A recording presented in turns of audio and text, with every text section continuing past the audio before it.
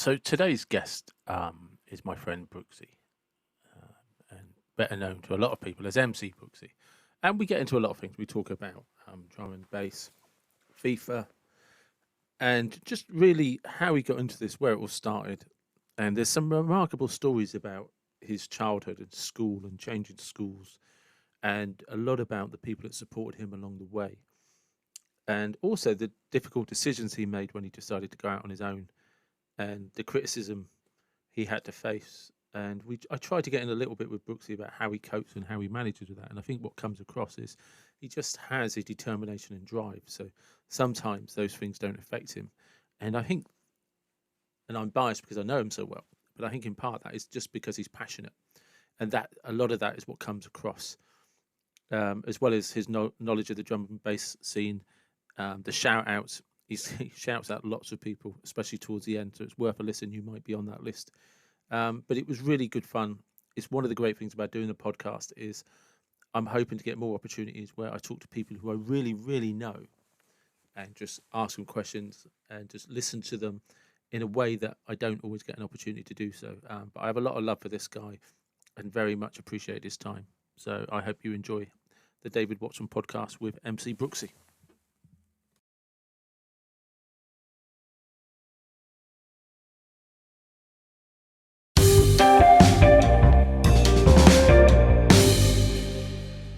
Morning, Brooksy. Welcome to the David Watson podcast. How are you? Morning, Dave. Yeah, not too bad, thanks, mate. How are yourself? Got your morning cup of or coffee, should I say? I've actually got this cup of coffee. I've got another one in a thermos. So, because there's a coffee machine behind me. And so I actually load this up with there's probably the equivalent of about 4 shots of espresso between these 2 cups. And that's how. And then there's a bottle of milk to my left, which I haven't finished yet, which I'll probably drink during the podcast, but I'll pour it into a mug so I don't look like some skank who's just drinking straight from the milk bottle. So yeah, I'm all good. My refreshments are laid out, so it's fantastic. Good man, yeah. So no, you're prepared. Let's get straight into this, and I'm going to hit you with a curveball straight away because we are going to get into drum and bass. Yeah, no worries, yeah. But I want you to talk to me about, because I don't do this, as you know, I don't have a computer console of any kind. I don't play computer games. Oh, yeah. I want to know about your lifelong obsession with FIFA. Wow. Funnily enough, my lifelong obsession with FIFA is about to come to an end because this is going to be the first year that I'm not going to purchase the game. And the reason for that being is because it's not even really about football anymore. You know, it's kind of just, you know, you can find ways of winning games in awkward ways, and yeah, it's kind of going away from the whole reason why I used to play it or have played it for so long, and that main reason being just, you know, an escape. You know, yeah, it's as simple as that. And, you know, as you know, I done football coaching at college. And it's something I didn't, you know, end up pursuing, but you know, it's something that I potentially could go back to at some stage in my life. But at the time it wasn't right. But I get my little fix of, you know, your tactics or whatever. So yeah, I suppose that's the main reason I did it. I've always played Football Manager as well, but that's kind of like my go-to now because I don't have to faff about with playing the game as such, you know. I remember my nan came in a few, probably about, it would have been over 6 months ago now because of the pandemic. But I remember her coming in and saying, "You still playing that game you used to play when you were like 5?" It's like, well, yeah, I am, but it kind of did make me think that. Well, because the last time I like the tactical side of it. I like being able to manage something, and you know. Well, the last time I would have played something like FIFA would have probably been in the late 90s, maybe early 90s. So I know it's evolved from then, but I didn't know it evolved into tactics, team setups and stuff like that. I mean, you know, anyone who plays FIFA will know what I'm going to say is true. There's a concept called Ultimate Team, and it's essentially the closest thing I could compare it to is when you're a kid, you get sticker books. Yeah. and you get these packs and you want to collect these cards or whatever, and as well as me that some cards don't even exist, or there's a 1 in 10,000 chance you're going to pick this card. So there's a concept called Ultimate Team where you can get all these different players from different teams and then build your own team, but it's all online and it's all money based. It's virtually gambling. Yeah. And real money. Okay. To the point where I know people whose kids at Christmas or whatever, or even adults, are spending £200-300 on these packs just to potentially pack a Messi or a Ronaldo. But this is where it gets interesting, Dave, because they have these legend cards. So I think last year I had a Rio Ferdinand, I had a Zanetti, I had a Gary Lineker. It's exciting. It's fun, but it's going well away of the reason why I used to play the game, or I do still play the game. And I know Belgium have introduced. They basically banned that side of the game. Oh right, okay. They don't agree with the fact that people are using money to get upgrades. So I mean, I know all different games are kind of like that. I don't play your Fortnites, your Call of Duties, all of that. So, but I know the concept's still the same. And yeah, it's evolved massively online. I mean, '98 was a great game, but it was like, there was probably 4 buttons and you could just, hit the ball. Yeah, that's where you liked it. Yeah. Yeah. It basically had pass, short pass, long pass, shoot, and head. I think. Yeah. And then sprint, tackle. It was very, and to me that kind of. But that was like, I think it was Knockout Super Kings I used to play. There was a time where back in the 90s where you play Knockout Super Kings, and you could build a career and all of that and win championships. But you really did have to know your basics about boxing, like how to jab, how to cross, how to throw combos and stuff like that. Yeah. And then they started bringing in power moves and button combinations. You're like that's and I just stopped then because that wasn't boxing to me. That's not. No. I've got a golf game, and my dad's he plays golf regularly, and when me and him have had a bash on that, he's said pretty much exactly what you said there.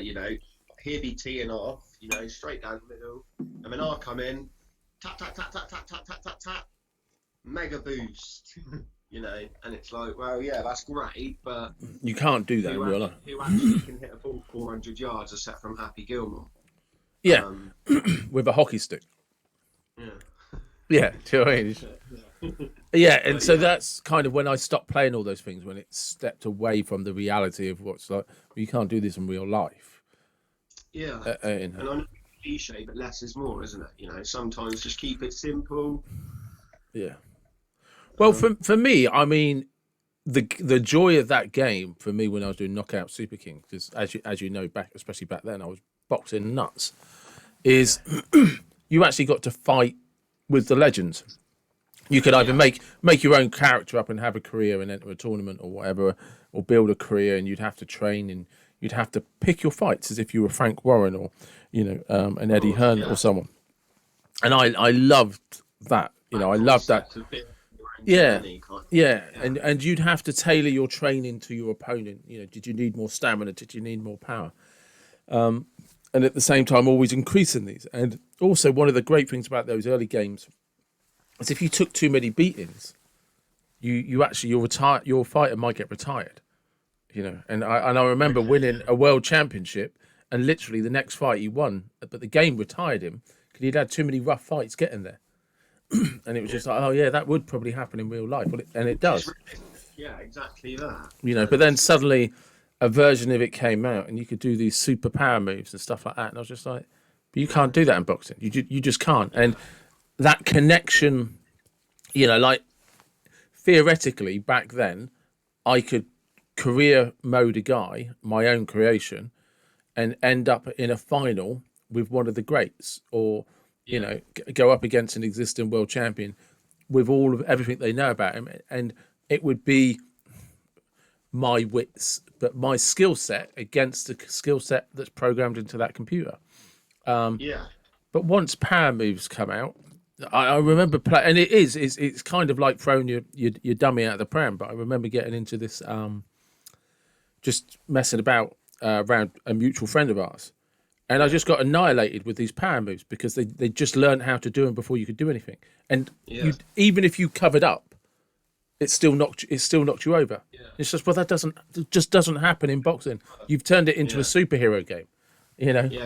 You don't want to collect 100 coins and get an extra medical bag that, you know. Yeah. So I was just like, okay. From the fight, yeah. Yeah. And for me, then that was time to step away. Yeah, and like you were saying about, you know, building a career and being able to pick your fights and doing it as realistically as you felt you could, that is kind of the same, you know, what I was saying with the football manager side of games. And, you know, taking like a Weymouth into, you know, in the big leagues or whatever. I don't know, it's my release, Dave. You know, one of a few. Yeah. No, and it's all about that escapism, because one of the things I learned with that. It's funny you asked that, because FIFA isn't on the list this year. It's not gonna. Right. It's not gonna go in the bag. Because I with the boxing side of it, I discovered that my most successful fighters were always the tall, lean ones that I just jabbed. They never had high knockouts, but they jabbed, and I was very good at creating that style of fighter. But when I used to try and get into the more sort of brawler. You know, the type of fighters we all like to watch. I never actually had that skill set to pull it off. No. But you know, those fighters that could just jab and technically box really well and keep a distance and move. Furies, yeah, and I was very good on boxing knockout super kings with that type of fighter. You know, so not too technical. Yeah, but you just. You start pulling in superhero moves, and you're like, "Fuck!" It's just really. And you know what it's like. It's probably the same with you with Football Manager. Is you don't for one second think you're a Premier League manager, but you get into a mindset where your brain is completely detached from everything else you're doing in life. Yeah, and you get to play an almost alter ego character through the computer. You know. Yeah, which I actually go on. Yeah, I get my coach, you know, like I said, I used to be a football coach, and it's not something, you know, I'm like really, you know, upset that I haven't pursued, but, you know, that's my little fix of doing that, you know? Yeah. No, I do. And I think things like that, people underestimate how an escapism like that can be really healthy for you. Definitely. You know, because, you know, you're not stressed. Especially in the moment, you know, it's easy to just get walked into scrolling through social media. Or watching something on TV you have no interest in at all. Yeah, absolutely. Or listening to the news, and you know, listening to people who, you know, essentially you don't know and you don't trust, but you're now basing emotional decisions on these people. You know what they're telling you. Yeah. No, it's make your own judgments. We live in a crazy time where unfortunately the emotions don't match people's IQ levels. Emotions are high and IQ levels are low, which is never a good combination. You know. No, and that's a fair observation. You know, it's been my experience. Just straight to the point. So going straight to the point, we'll bring this back to drum and bass, because obviously, do you remember the time when you first heard drum and bass? That standout. Was it a moment? Was it a place? Was there a track that you were just like, oh, what's this? There was a place, and there was a person who, you know, I try and not remind him, but I do tell him as often as I can. And it's the guy I used to MC with, Hazard D. So he was someone who was part of HCC, someone who I went to school with since I was 4 years old. So someone I've known, you know, most of my life. And his older brother Jack, um,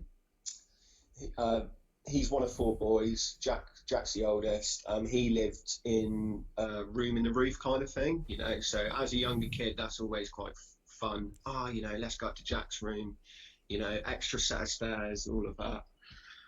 So you know, my first memories are going into Jack's room. I'm not sure if Jack knew or not, so sorry about that, Jack. But going into Jack's room with Harry, and you know, getting some tapes.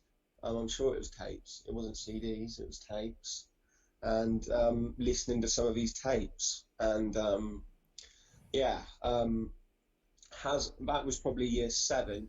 Let's say year 8. So we're talking 12, 13, which is quite young, really. Yeah. You No. know, but you know, for Harry, it was like it wasn't naught, but it was, you know, that's what his older brother listened to, and that was cool. So you know, essentially, yeah, like oh yeah.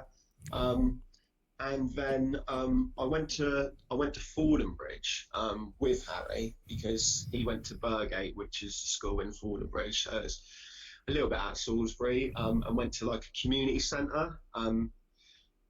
Back then you could kind of get away with doing a few things like that, and there were some older guys, his brother and his brother's friends, who were putting on like a party essentially. Yeah.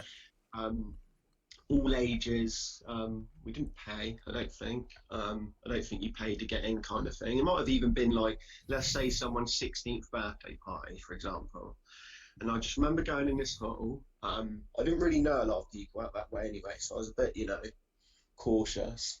And I just remember going into this hall and just thinking the MCs were just like wicked. I just thought like they're really cool. And you know, there wasn't many people there. It wasn't like oh my god, I want to be a superstar. I seen these people doing, you know, what they were doing on stage, and you know, from what I could tell, we're having a really good time. Chemistry was great, you know, bouncing off each other, energy. And yeah, it like I honestly remember in that moment, I was like, I want to do this. Like, I want to do this at some stage. You know, don't know if I'll be any good, but I want to give this a go. I never thought like from that moment, like, oh my god, you know, that's what I want to do for the rest of my life. I just thought, wow, this is really cool. And the guy who ran that night, I can't say the story without giving him a shout, is a guy called Toby Nicol, who I went on, you know, later on in when I started doing more, working with him quite regularly, to the point where he was supporting what I did, and it was just a whole flip from it. You know, it all came from me going to watch him perform, someone I didn't know, at something I didn't know what to expect. You know, it was just a party. Back then, a party was a party. And yeah, 5 years after that, when I was like 19, he was like a big part of the start of my journey. And he's always been very humble when I say, you know, that if it wasn't for him, and same with Hazza, if it wasn't for them guys, then yeah, like I wouldn't have been introduced to it from such an early stage. And as you know me well enough to know I'm not a sheep. I don't follow trends. No. I don't follow things that are popular. So except for Chelsea. Back then, this wasn't popular. Yeah. No, it wasn't. It wasn't. It wasn't played on Radio 1. Yeah. Yeah. I remember going to nightclubs and not being allowed in because I'm wearing Air Maxes. Yeah. And the clubs now, all their staff are wearing Air Maxes. You know. Money talks, mate. I remember going into a club in Salisbury, no names mentioned. You know, anyone who knows Salisbury's nightlife will know what place I'm talking about. And they did not want that sort of industry, that sort of crowd, those sort of people in their environment. No. And then years later, oh yeah, that's really popular. Like, yeah, let's do that. Okay, cool. But, you know, I don't forget those things. And that will probably lead me on to mention, you know, I'm sure you're going to ask maybe a few questions, but at this stage, I just want to say massive love and respect to Paul Enzo. And yeah. to what he did for me and plenty of other people locally in giving us a platform to perform and to showcase what we do. Yeah, And no, that not I the mean that stereotypical. Yeah. no, you're probably right. There is possibly, for want of a better term, a politics to. I think every town, if you've got the nightclub, you get to dictate. But like you say, Paul Enzo, for you especially, was like, Yeah. okay, let's negotiate a deal. I'm trying to remember exactly, but you were basically like, you approached him and he was like, No, okay, I'll tell you what it is. I'll happily tell you what it is. This is a great story. So, one of our friends, her dad was friends with Paul, and she wanted to do a birthday party, her 18, in a club. Paul had just opened up the music box, and none of us had heard of it. None of us knew what it was. Previously, I think it was Goldfingers. You might be able to help me with that. And I think it was an over 21s bar. yeah, it's had a few names.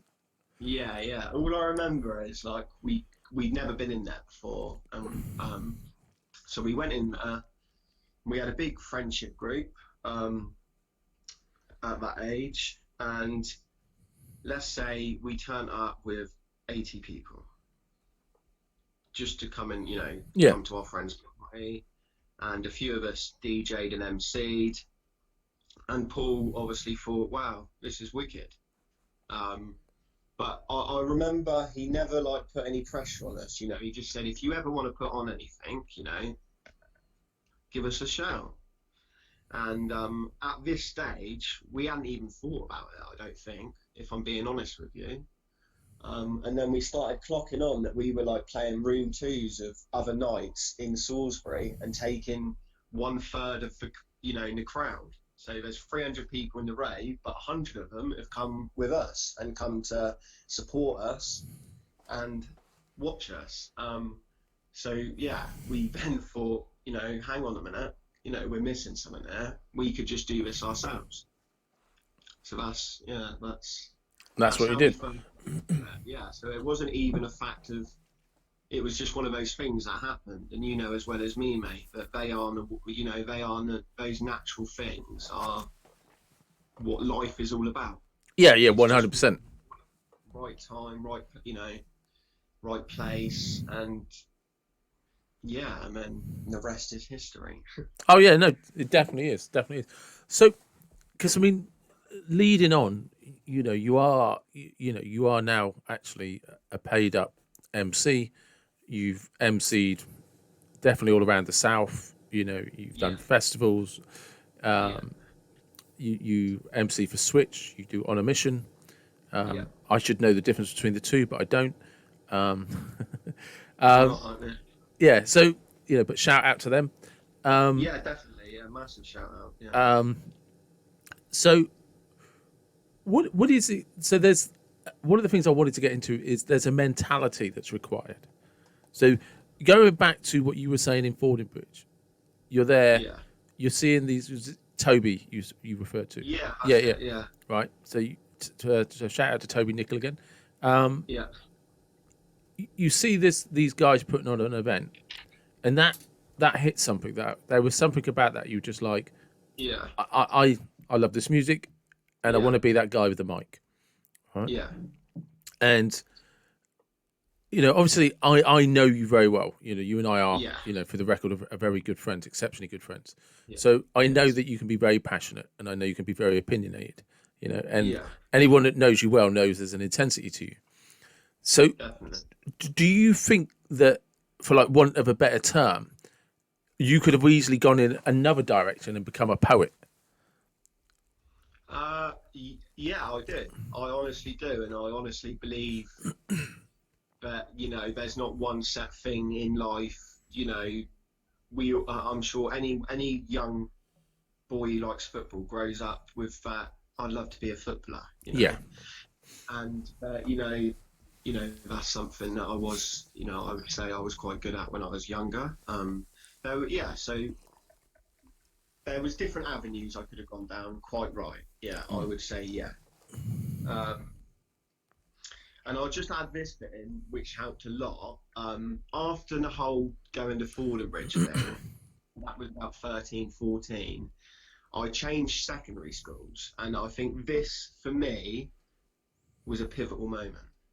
Because I went from an all-boys school in Salisbury, which was very, you know, egotistical, you know, dog-eat-dog world kind of thing. And for 3 years, I did okay, but there was a side of me that hadn't been opened up. Yeah. There was a side of me that didn't come out at school. You know, at Wyvern it was very football. You know, I ran cross country for county, so I based all of my.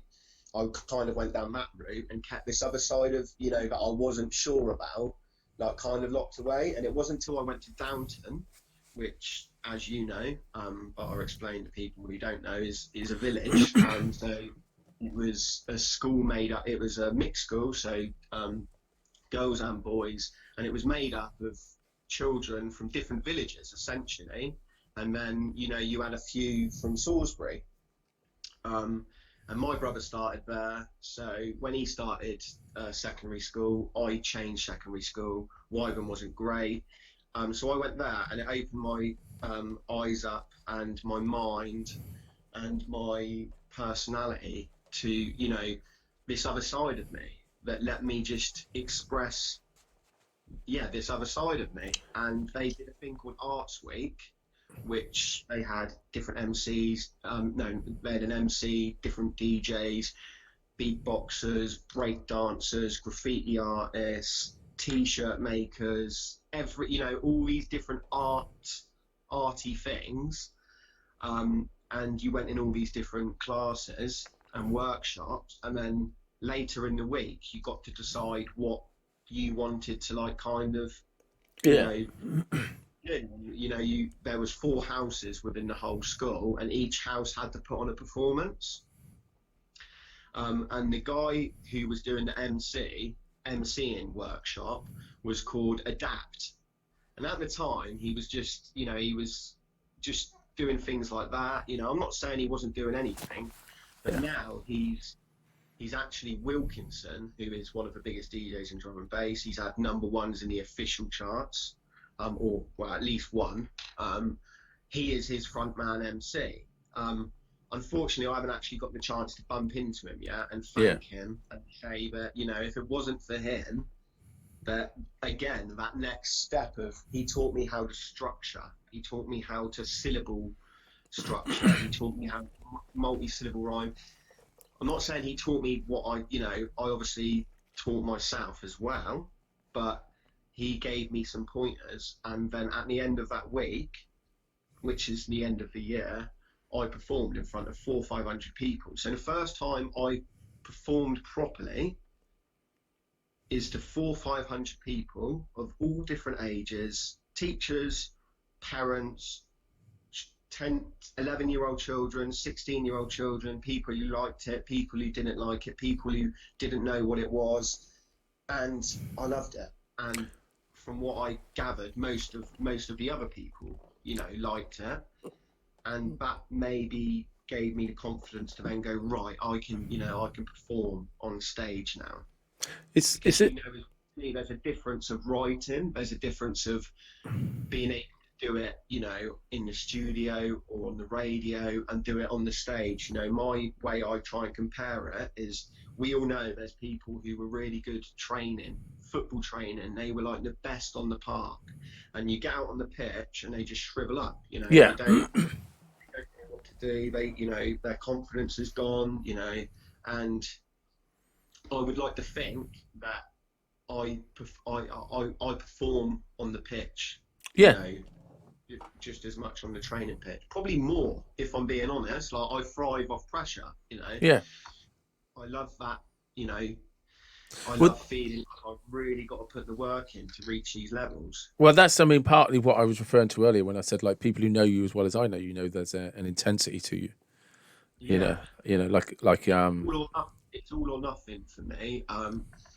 It's, you know, I know what I'm good at, and that's what I work with. I don't try and pretend to be someone else. I don't try and, talk about things that aren't relatable to me, because you're only going to get so far then, you know, because you're not only you can do, you know, I've got a lyric where I say, I just do me myself because nobody else can be you.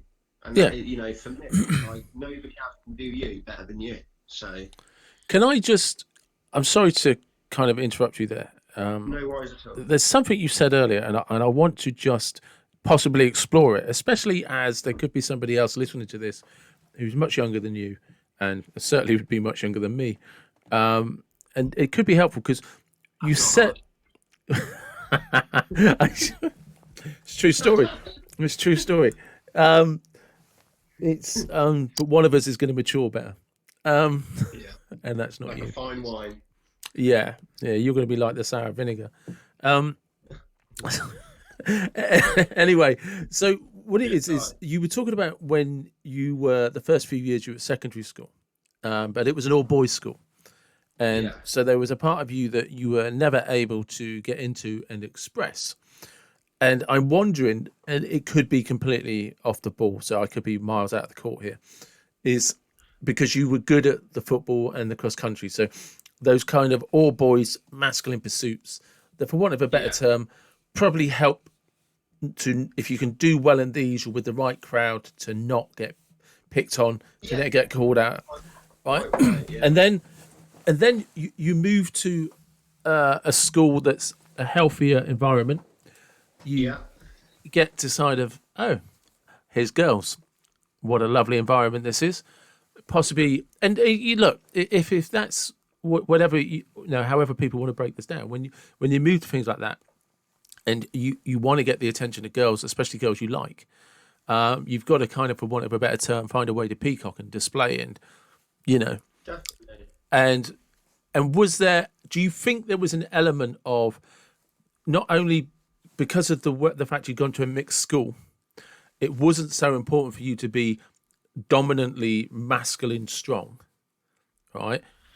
At the same time, with luck would have it, you discovered something you liked and met, is it Wilkinson? No, who was?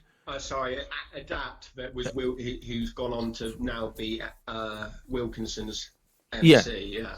At the same time, you happened to meet him at a school project. At the same time, you discovered a love for drum and bass, and you wanted to learn how to do it.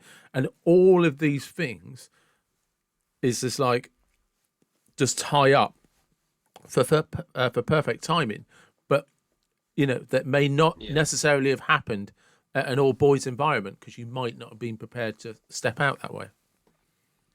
No, definitely, and especially with Salisbury being such a small city, it's got a very, you know, I made a song called Small City Mindset, because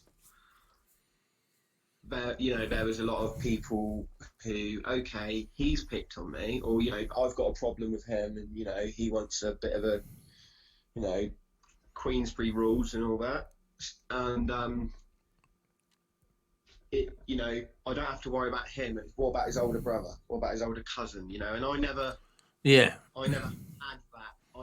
that person. You know, I was me, and I was like, you know, as you know, I've got a younger brother, and not that it gets like that, but I was always the one. You know, I was the first one in I was Brooksie. You know, where you get a lot of names around here. People like to, you know, I'm this, I'm that, and it basically made me, like you were saying, I knew I was good at football and whatever, and I knew that would earn my stripes, and that was enough to be like, okay, yeah, you know, that's enough to get me through school. And I'll be honest with you, like, at the time, obviously you're young, you don't see it. It's not until I've got a lot older that I even speak to, you know, friends who I went to Wyvern with, the all boys school, and they're saying like, it was fucked up, man. It was shit, you know? It's an all male environment. Yeah, I remember getting in my first, you know, proper fight or whatever, and no, the boy come worse off, and I had to be called into the headmistress's office, and I was crapping myself. Mm. And I remember going in there clear as day, thinking, well, didn't know what to think. And she said, so what are you in here for? And I said, oh, well, I'm not sure. I think it's because I had a bit of a fight or something, trying to sugarcoat it or whatever. Oh, right, okay, well, just don't do that again then. Don't, Yeah. So, my first, the first time I've done something, out of character and stupid, I was told that, yeah, whatever kind of thing. So, for the next couple of years, I got into quite a lot of situations where I just tried to prove myself or whatever, and I actually got lost into who I actually was, And as you know, like, I'm an emotional person. Like, I wear my heart on my sleeve. So, being at an all-boys school, you can't be like that. You can't, there's no way of you being able to be like that, and people understand. So for me, that was hard because I couldn't express my emotions. Because it's interesting, like I said, one of the things that I think it's very positive about the current climate with social media and the way you can connect with people is that you can ignore what's going on at school, and you can connect with people all around the world who have the same passion, same interest in you. Who have similar mindsets, definitely. Because what do you think that it was about you that enabled you to stop worrying about how people were going to call you out or what they may have thought, because there seems to be a significant difference between leaving Wyvern and starting at Downton. So what was it that you found in yourself that enabled you to take that chance?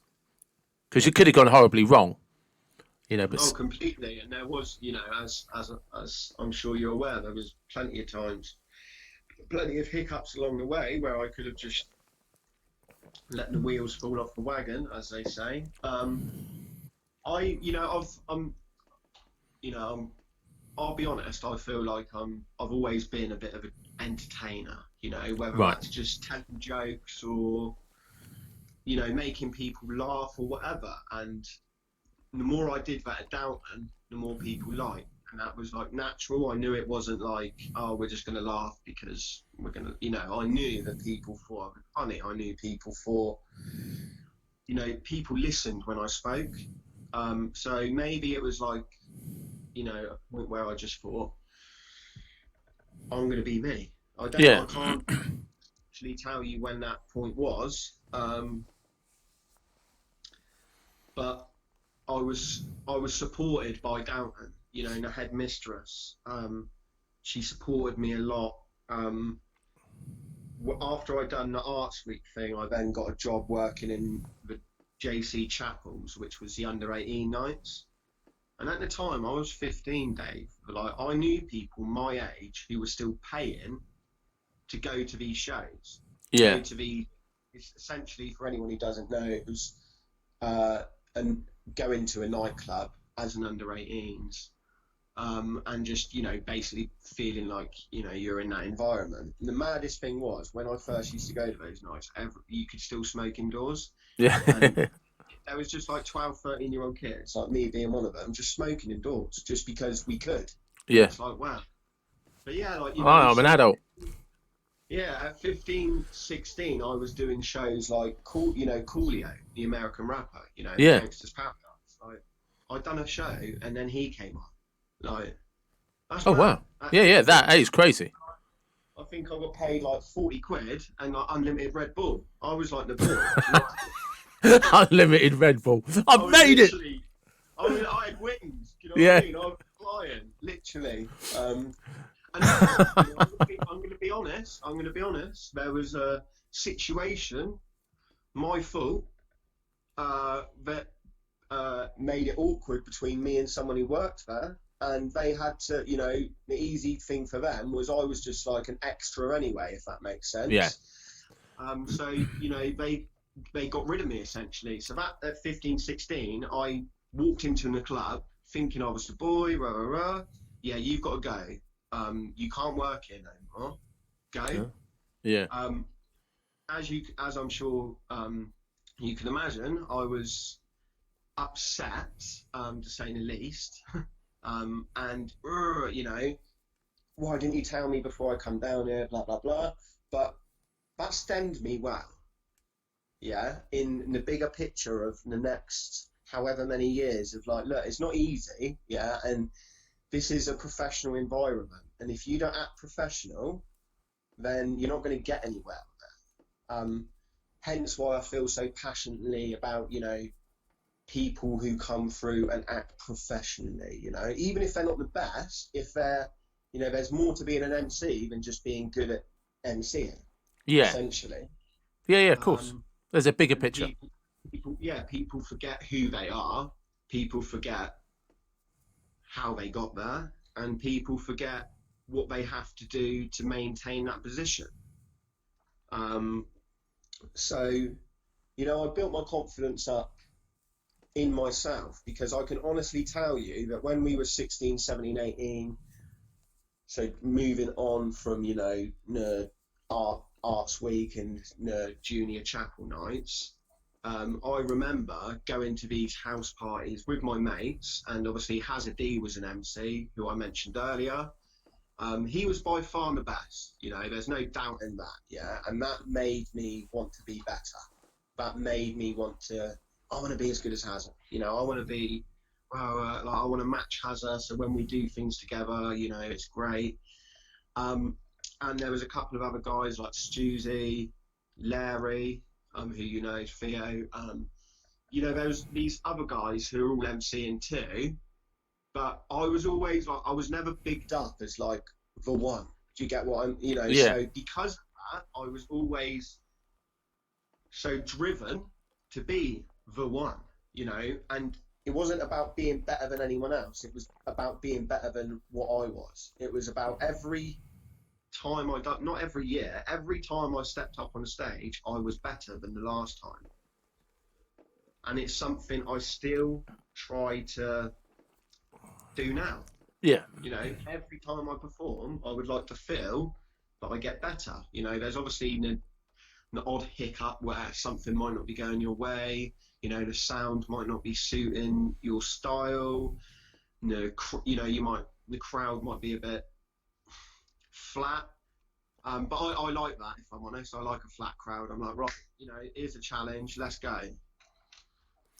So I feel that, you know, a lot of it, if I'm being honest, was in my own self, was in my own mind, was in my own, I've got to be better. Everyone thinks I'm the worst, and I'm not doing it for them, I was doing it for me. Do you know what I mean?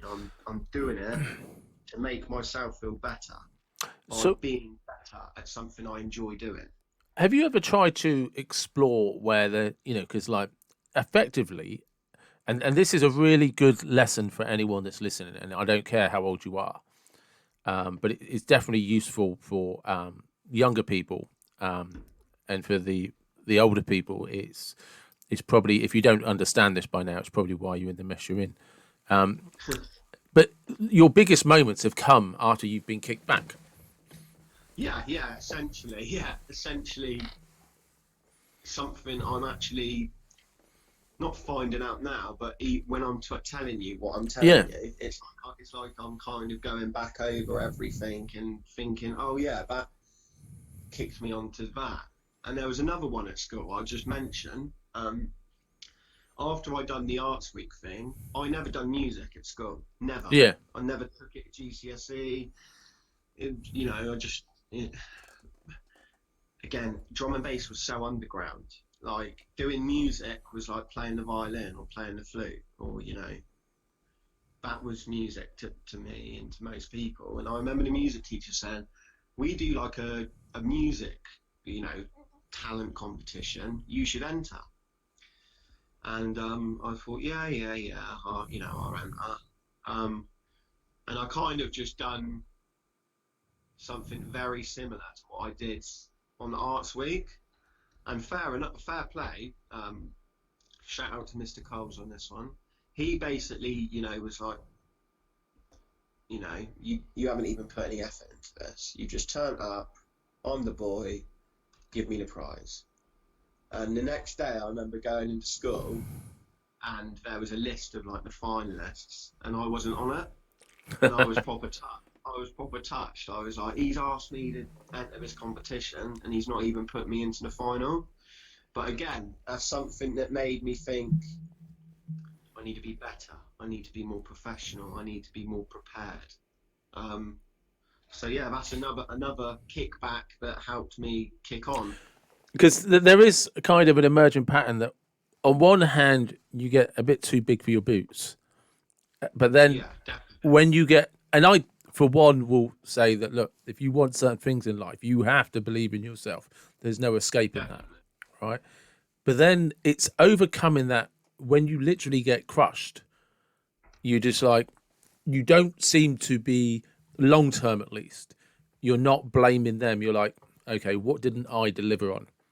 Definitely. You know, a lot of reality checks, a lot of self-reflecting, looking in the mirror, looking at what I could have done better. And I just want to take this opportunity to say that, you know, a lot of people think because of the position I've got to, I'm like arrogant, or, you know, I think I'm this, or I think I'm that. You know, when I come off stage, I am the biggest critic is myself. So when I do something I'm not proud of, I'm the one who's feeling that pain more than anyone, you know. And I feel that sometimes with success, people, you know, get a little bit confused, and yeah, they feel that, wow, he thinks he's this, he thinks he's that. Look, I'm confident in my own ability, like you've said, you know, recently. It's something you've got to believe in yourself. But yeah, 100%. Same time, yeah, like I don't kid myself. Like I don't, even when people, you know, say to me like, like you're doing this, you're doing that, rah rah rah, and it's like, yeah, I am. Long way to go though, you know.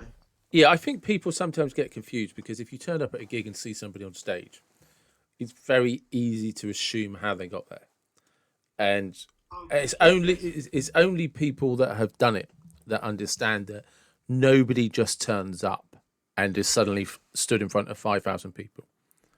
Do you know? No. It just doesn't work like that on any level. And, you know, I'm there to perform. That is why I go to raves. You know, that's why I go to the events.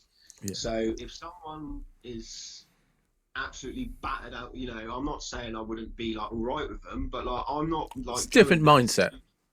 Yeah, I'm not choosing my time like to go there and like way like that. And I think sometimes people just see me as this guy backstage, or, you know, oh, he's just come to perform. Like, yeah, because I've got to wake up in 2 hours to my daughter. Yeah. You know, people don't look at the bigger picture. Like, I've been to performances before. I've done it myself when you're younger and your favourite DJ doesn't turn up. He's on the lineup. And you're like, what a prick. You know, what a prick. And then you find out his missus had a miscarriage. Yeah, of course. A car crashed. Or you find out, you know, something happened. You know, something in his life happened. But it's also, as well as, I don't think people always understand this either, is that, you know, when you're, and you've disappeared now. What are you doing? Yeah. What have I done? I don't know. There we go. You can't stop fidgeting, can you? Do you know what I mean? No. It's like talking to a 5-year-old. What I was going, yeah, and she's the grown up. But what I was going to say is, it is difficult because people, when you're out clubbing and people go to a drum and bass festival and everything, you know, and I know this because I've seen it because I've been with you, and some people are barely coherent at 3 o'clock in the afternoon. They're barely coherent. They've been off their head for God knows how long. Yeah. Which is fair enough, because, and it's not a criticism, because they're there to escape and to have fun and have a great time. But it comes back to what you were saying. The artists, on the other hand, are expected to turn up sober, stay sober, and leave sober. They're expected to behave. So it's two very different mindsets, and people, I think, misunderstand that. No, we're enjoying ourselves because we like performing. Yeah. But if we don't turn up 100% on point, nobody's going to pay for us to perform. We can't be the crowd. We have to Yeah. be the attraction. And it's two very, very different things. And I don't think people always understand that. No, I don't think they do. And yeah, it's almost like you're looked at as like you're being boring. You're Yeah. get a bit out. Yeah, lighten up, chill out. We're all just trying to have fun. You're just like, yeah. It's my job. Obviously it's not my. I do have another job, but this is my job too. But it's still working. People my are paying job you a wage and they expect you to turn up in a certain way. Yeah, my job is to make sure all those people have a good time. Yeah. Is essentially my job, and I feel like I'm going to be honest. Like I'm not, as you know, I'm not bothered who this offends. I feel that drum and bass MCing has gone a bit away from that, and the MCs have made it more about me, which is why grime started in the first place. Why Wiley took, created a sound for MCs to express their sounds more, and essentially an MC, master of the ceremony, is there to make sure everyone has a good time. And I feel that the art of drum and bass MCing has kind of gone away from that. It's kind of I want to look cool.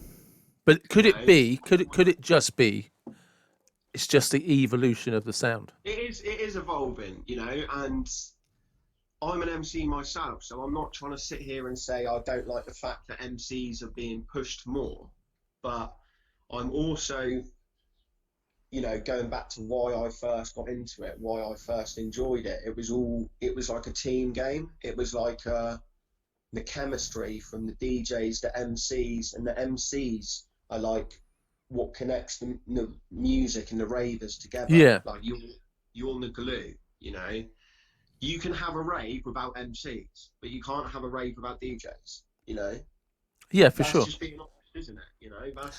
But people can say just playing devil's advocate. You could easily say the same about most bands, most big bands are fronted by a front man or woman, a front person who doesn't have an instrument in their hand. But you remove that front person, and nobody's going to turn up and listen to the band. Yeah, completely. No one's there to see the drummer. No one's there to see the guitarist. No, you get all those 80s bands, and you Phil Collins, George Michael. They're all part of a band, and then they kind of realise that they're the star of the show, and they could kind of just go and have a band. Yeah, Robbie Williams. Robbie Williams is another great example. Yeah, Ronan Keating. And the list literally goes on. And you know as well as me, and I hope this doesn't offend anyone, but that kind of on a smaller scale happened with me. I outgrew the people who I was doing it with, and that's no disrespect to any of them. I'm still very good friends with most of them now. It's just being honest, but that doesn't mean Can I just go on? The reason I cut you off because I don't think necessarily that when you said you outgrew them, I'm not sure that that's correct, and this is my reason why. Right, you grew in different directions, and yes, you've outgrown where you were because that's part of actual evolution. But would it be fairer to say at that time it was more to do with you were more determined to do a particular thing in a particular way, and actually none of them come with you because they were doing it their way, and it was actually just more all of you branched off in different elements of the tree, if you like. Yeah, sort of. Rather than I actually outgrew anybody. Yeah, no, yeah. Like I'm not saying. No, it didn't come across as arrogant. It's just there's a distinct difference between. As well as how much I believed and still believe in like all of the guys I used to do stuff with, but it was just But we were talking about this the other day, so there is a backstory for this. It was just like we were at different stages. But but we were talking about this the other day for people who are listening, right? Let me finish, right? You and I were talking about this the other day. So people who are listening, there's a backstory to this argument, right? Yeah. And it's my podcast, so I get to speak over Brooksie. And my is, yes, you were at different stages, but were the different stages what you and I were talking about the other day, that actually you were committing more and more of your personal time to your goal and to your drive to be a better MC, whereas the others were not. And actually, if any one of them had been as dedicated as you were to what you were doing and as determined, because I was around at the time. You took a lot of shit. You come to a few of the nights. Yeah, right. So I seen some of it, right? But like you and I was saying, it doesn't exist now for a reason. And whatever people want to say, any one of them could have picked up the mantle and carried it on without you, because you went off to do your own thing, Yeah. So is it? It's not that you were at different stages. You were just at a junction in your life where that had become more important to you, that you were going to try and that you were taking it in a more serious direction. Whereas to everyone else, it was still actually, we're just happy to do this, which then died off. I think that's where the different stages then comes and the different levels. Yeah, it was affecting my personal life, definitely. It was affecting my, relationships with, my family. You lived in my partner at the time. It was my second home, and I, like I've said previously in this podcast, I'm an all or nothing person. Yeah. So I'm gonna put my all in, and I'm not saying there wasn't people within it who did. I just want to say a big shout out to Callis at this stage, because he is the one person from the whole group that I didn't maybe know too personally, and he did put a lot of work in, a lot of effort. I would say, being honest, I think me and him were kind of the guys who made the main calls or whatever, and I know that he took it a little personally when I decided to do what I did, where people like DJ Filth, who's now Genre, who's now part of Prism, which is, as you know him as Johnny, and Hazardy, people I've known people I've gone to school with since I was 4 years old, So at this stage, I've known them for 16 years of my life. But I mean, let's just, for the record, just point out to people that it wasn't like. Sorry, just pause a second. Just for the record, so that we explain to people who are listening to this, is there was a group of you to start with, wasn't there? And that when these peak things were put on at the music box, shout out to Paul Enzo again. Yeah. There came a point where you were like, I don't want to do this anymore. I want to do this on my own. And when you did that, pretty much, without sounding, I pretty much done exactly what we were doing, but I did it myself. Yeah, and but the thing where it's always been for some has always been controversial is the fact that you, like you said, you'd gone to school with some of these guys and known them since you were 4 years old, and you then just like, I can't keep doing this. They didn't take it personally because they know who I am and they know what I'm about. They know my attitude towards your background, and my passion, and it was kind of like, I personally, if I'm being honest, like, I think when I first said to the guys, like, I'm going to go off and do my own thing, I kind of wanted them to prove to me that I shouldn't. Yeah. But that never happened. No. Once happened. That never happened. And within months, it was nothing. And obviously, outside the box opinion, or, looking in, is that's his fault. Yeah, for sure. He's just ruined what all of them had. And the only thing I could do was go and do what I did better than what we did at. And look, I'm being honest, like, numbers talk, that is what I did. And, HCC was the foundation for the nights, for what we were about. But the minute I decided to do what I did, I would say at least half the people who came to our nights, I'm not going to go and support his nights, which is fair enough, by the way. You know, like, Yeah. we were made up of a group of eight people. Callum lived in Fordingbridge. Joe, RIP Icon, lived in Durrington, Amesbury. There was a big group of us in Salisbury, but we went to different schools. Lauder lived in Amesbury. He was a bit older as well. So there was all these different groups of people coming to our nights. So when I did my own thing, obviously some of those people went for Hazard, or went for Lauder, or went for Johnny, or went for Callum. So what people didn't see was that I had to go out and sell my brand, sell my nights. So yeah, it was the same venue, it was the same concept, but I had to start again, essentially, you know, and that was a lot harder, but a lot more enjoyable, because I was in control of every decision. And, you know, even to the point where I remember like Theo saying like, can I like help with anything? And I had him doing something, like it might have been like write the artist names down. And no, you're not doing it how I like it. You know, you're not writing the name clear enough. That's just how I am. And I'm just a perfectionist. I have standards, and that is how I was. And, you know, like you had mentioned, well, like you had asked, is it the case that some people weren't on that mindset? Yeah, it was. It was as simple as that, you know.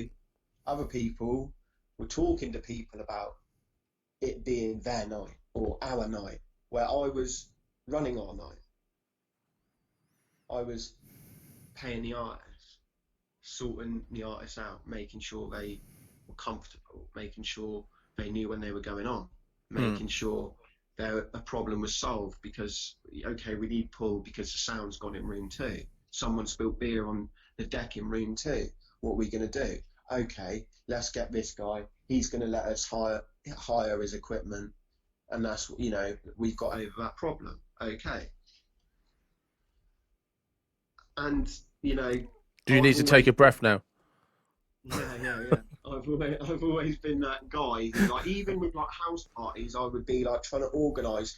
You know, it's not even my house, and I'm like, who's coming then? Yeah. Because we don't want it to be like too much, and, you know, who's coming? What time are they coming? Who are they coming with? You know, it's weird, but I kind of like always like to be that side of the party.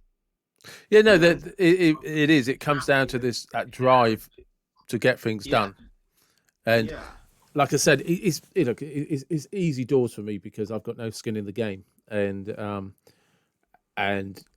as we joked earlier, there's, you know, I know you for different reasons, so I've never, you know, I've never had to get involved in any of it.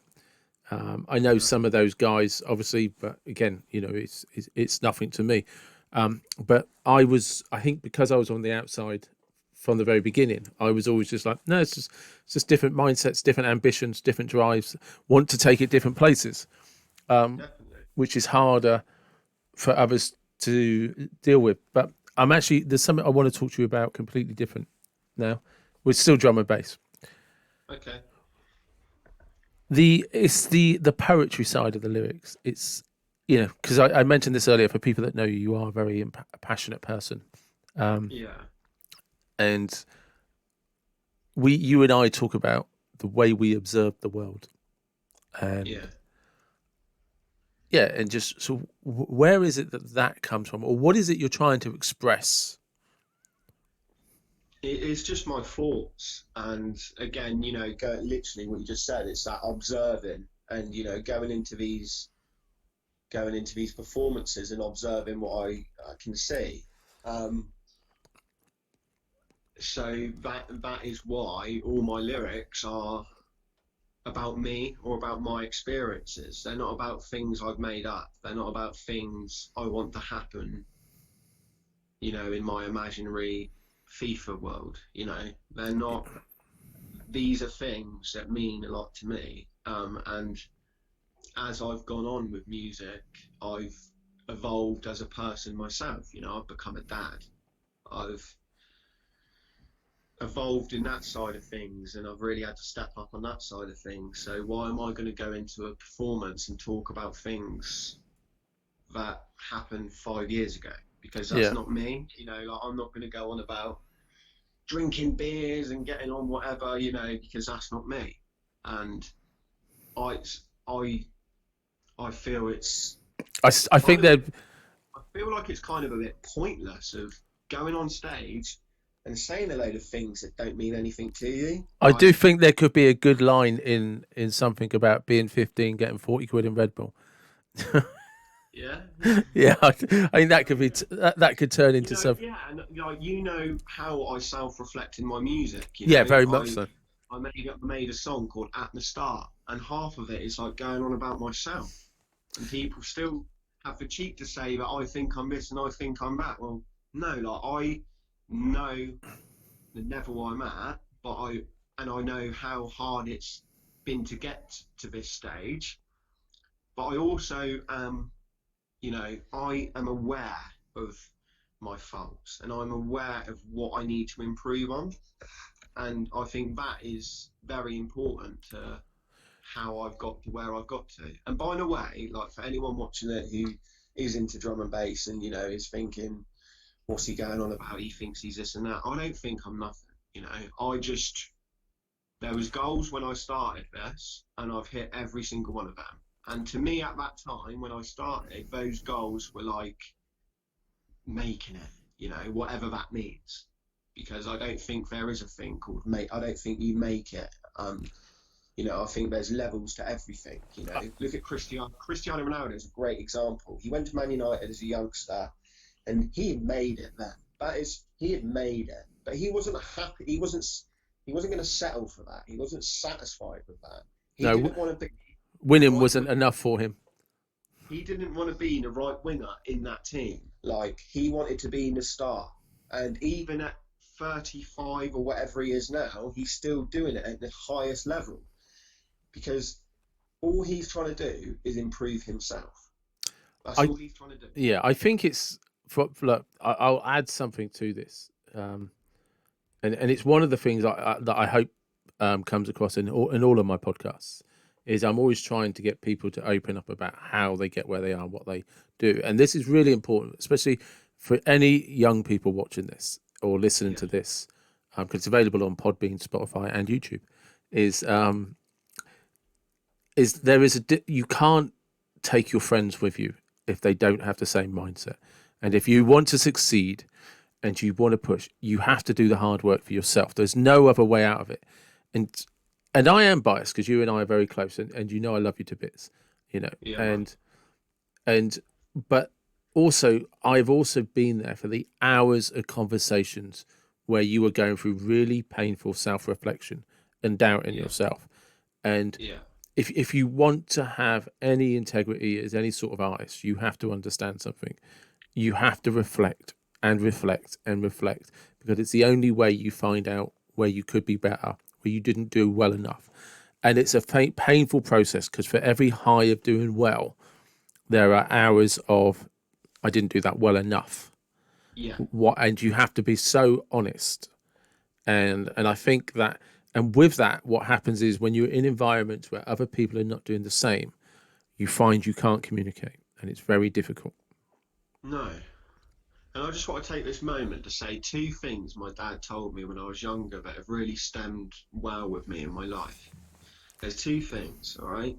Whenever I used to get angry or upset that someone thought, you know, I'm putting in more effort than this guy, or I'm better than this guy. I know I'm better than this guy, but everyone thinks he's better.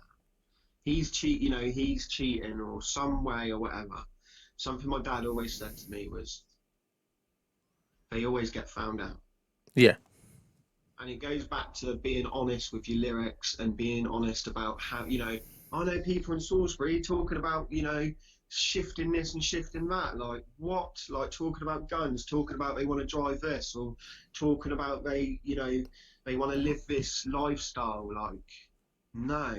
You don't. Like okay, you might do in your like imaginary world, but what are you going on about? Yeah, yeah. And then the other thing that, always stand well, and it goes back to what you were just saying about your friends will always be, your friend, about you can't take your friends with you. One of my dad's friends played football for a good team outside of Salisbury when they were younger. And he always said to me, his mindset was his friends, if they're his friends, will be there. Yeah. They'll always be there. At the end of the game, when he came back to Salisbury and he was having a drink or whatever, his real friends were there. And that is something that always, do you know what? Like that stuck with me, and it still sticks with me now,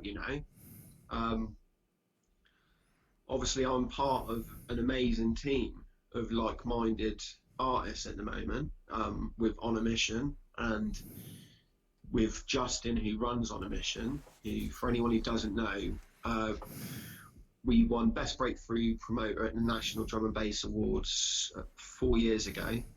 And this year, or last year, we came third in Best Promoter, not Best Promoter.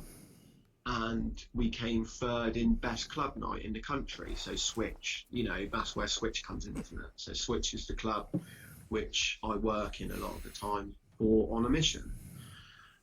Just explain that bit because I knew you didn't know earlier. So I was just keeping you... Keep me informed and up to date. Despite the fact I went to the On a Mission Festival last year and went to Switch nightclub and have met Justin. Well, then, as well, mate. You done well. You had no Pro Plus. Yeah. You done well, mate. So I've met. Weren't you? You were, weren't you? I was. It was well past my bedtime. Let's just put it that way. And it was very interesting because, as we were walking around, people are like, "You introducing me to everybody as Uncle Dave," because people weren't sure if I was your dad or undercover CID. Do you know what I mean? And Yeah. you know what I mean? Look about you as well. I have that what? CID look about you as well, just like kind of smart cash, like, obviously you're an observant person, so. And I'm 45. Yeah, but let's be honest, let's do the maths. You would have, you'd have been a young dad if you were my dad. Yeah, no, and I'd have still looked better than you. So. Yeah. Right. So just. But just going back to, when you put your lyrics together, yeah, what is it you're hoping that other people hear from you? Just be able to relate, honestly. Just I want people to be able to relate and people to be able to understand. But if I'm being honest, like, I do it for myself. Of course you do, yeah. Like when I'm writing the lyrics, it's like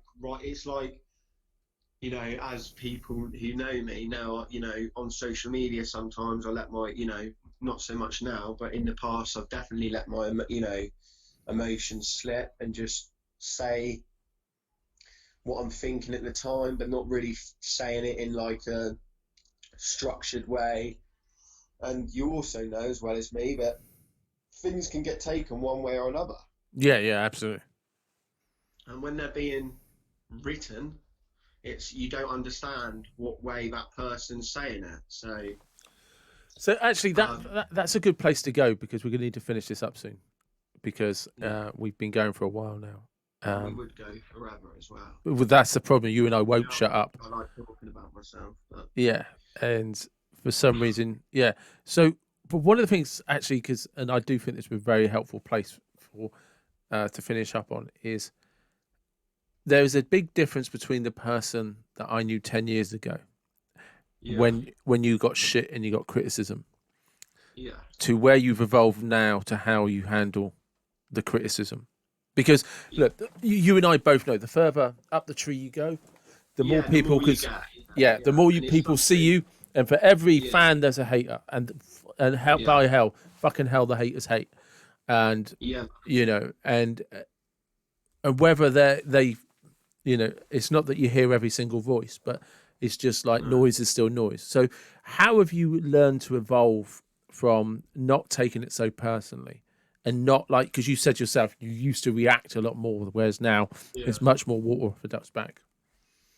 I mean, if I'm being honest, being close with you helps. Being honest, Thank you. being able to speak to like-minded people. I've got to a stage in my life where I'm not saying I'm not my mum and dad and my brother and sister. We've always been very close. They're proud of who I am, what I am, whatever. But maybe other people within the family, weren't so. I'm not saying they're ashamed of me, yeah, but it just felt like like I've just gone and played at Isle of Wight Festival to 5,000 people. Yeah. But that's not a thing because it's not. I'm not singing a song with a guitar. Yeah. And the point I'm trying to make is like I think with Jess, with my daughter Jess, the relationship I have with her, and anyone can say anything about me, but it's being a dad is something that I love and something that I feel I'm not I don't think I'm being arrogant when I say I'm a good dad, and that has earned me respect from different people within my family or friendship groups. And that has made me feel more at ease of not having to splurt out, this is me, this is who I am, this is what I do, this is what I don't agree with. So, I would say time is the key thing to how I've been able to deal with things. You grow older, you learn more about the knock-on effect. So if I was going to let's say I've gone on Facebook today, and this has happened. I've gone on Facebook and someone's written a thing saying, I think I'm this, I think I'm that, blah blah blah, and there's 50 comments of people all agreeing with which the person's written. And by the way, that isn't, it's not nice to read, as you can imagine. But does it matter? Does it personally bother me? Does it personally affect where I'm at? No, it doesn't. So I've come to learn, and being close with Justin as well, who is obviously a very successful person in the industry. So he has similar situations in Southampton. So, I mean, having him to be able to relate, to, and it's that kind of saying of like, any press is good press, Yeah. So when these people are talking about me, you automatically are going to get people who don't like that person, who are then going to start looking into me and why do these people not like me? And I have it. And, over the years, the amount of people who've been like, I heard you with this, but you're a really nice person, or I heard you were like this, but you're really not. And I'm really glad I made my own opinion on you and didn't base it on what other people had said to them. Yeah. Yeah, so it's just time and being able to talk to people about your problems and finding people with the same mindset. And yeah, I would definitely say becoming, I was part of On a Mission even when I was doing my own thing with Access and with HCC. I was always a resident for them. But obviously now I'm, I would like to think I'm like the front man MC. A lot of people, well, they know to associate me with On a Mission, to the point where a lot of people just think I'm from Southampton and think I'm like Justin's best mate or something. But once upon a time I never knew that man, and he booked me and I got on with it. We were like-minded, so just naturally we just got on and ended up doing more stuff and more work together. And there's people like Rick Raw, who's a big part of what Justin does. He is a very supportive guy when it comes to just being able to talk about the problems, and this makes me feel like this, and this makes me feel like that. He's not part of On a Mission, but there's another guy called Evo who, big shout out to him. Like yourself, Dave, he's been on the other side of the phone when I've been in some bad places, and he's been able to make me think about things in a different way. And while I'm here as well, before I round it up, just want to shout out Hannibal, because obviously I do a lot of work with him. Again, he's he's very good at what he does, and he knows that, and he does that to the best of his ability. And to be able to work with someone who has that mindset keeps me on my toes. It keeps me hungry. It keeps me having to be good, not just turn up. And while we're here, just shout out to Newton, Inner, Deviant, all the rest of the team, Hazard, another Hazard, all these Hazards. And obviously all the boys from HCC and Access and everyone who's been part of the journey so far. Big shout out to Just Eden. I've done Festival, Isle of Wight Festival with him. The guy's making big tunes at the moment. He's from the Isle of Wight, and he's kind of seen the bigger picture. He needs to get off the island, get into, in the scene, and I know he's working hard quietly, which, is a good thing to do, especially at the moment while we can't get out and perform. Do your homework and, perfect your craft. Cool. And shout outs to everyone who supports me. There's so many names to mention. All the DJs and MCs who performed with me, who performed for me at the Music Box. I've booked people like Boo. He played Room 2 for me 6 years ago, and he just won Best Producer and Best Track at the Drum and Bass Awards. Cool. Yeah, and this is something for people to know. He came from Manchester for nothing. Yeah. Because he wanted to play and he wanted to get his name out there. So shout out to him again. Who's this? It was Boo. It's Boo. It's Boo, and he's probably taken he's probably taken near on $2,000 an hour now. And this is a guy who. Shout out to the tax man if you're listening. Yeah, and shout out to the tax man. Brooksy's just grassing up all his MC mates. People don't see this. There's another guy called Vital. He used to MC in Room 2 for me.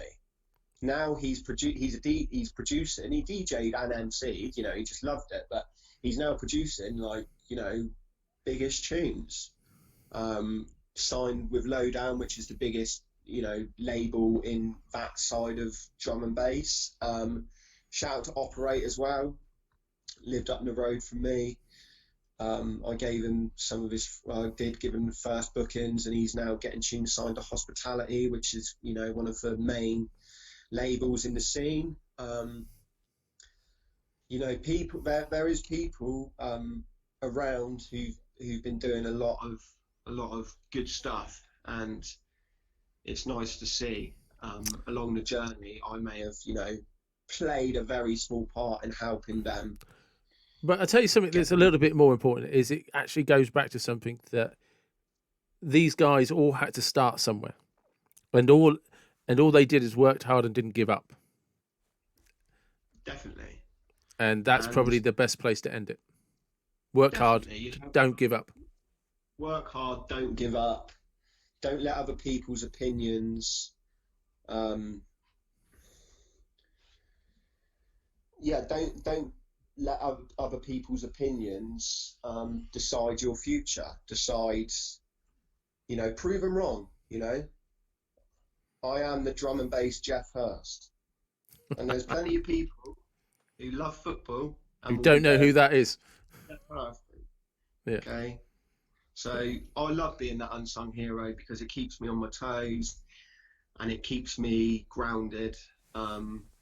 And look, I've worked hard, but I'm going to be honest, I could have worked harder. I could have, but, I had my daughter and I had other things going on in my life, and life is the most important thing, Life. But we're not blaming 5-year-olds for his lack of ambition. We're not blaming 5-year-olds, no. But let's just go. No, I was just going to say, let's just end it with, look, everybody has to start somewhere. Definitely. Work hard, don't give up, and listen to yourself and follow your dreams. And for crying out loud, don't listen to the haters. Yeah. Why aren't you an MC? Because you're a lot better with words than I am. I went all round the houses, up in the cul-de-sac, back down. I don't know. Probably because I'm not mad crazy on music. So anyway, we're going to end that there. Thank you very much, Brooksie. Good to speak to you, Dave. Cheers for having me, mate.